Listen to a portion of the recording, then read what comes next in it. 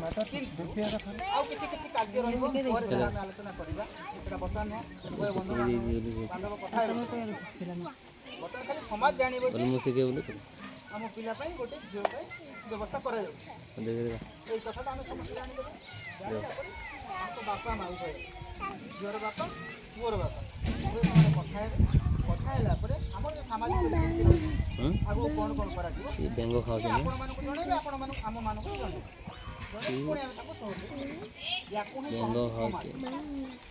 ଯେଉଁ ସମାଜରେ ଲୋକଙ୍କର ଭଲ ମନ୍ଦ ଉତ୍ତମ ବିଷୟକୁ ଚିନ୍ତା କରାଯାଏ ସେଇ କାର୍ଯ୍ୟକ୍ରମ ସଫଳ କରିବା ପାଇଁ ସମସ୍ତେ ଯେତେବେଳେ ଆମେ ଅଗ୍ରସର ହଉ ତାକୁ କହନ୍ତି ସମାଜ।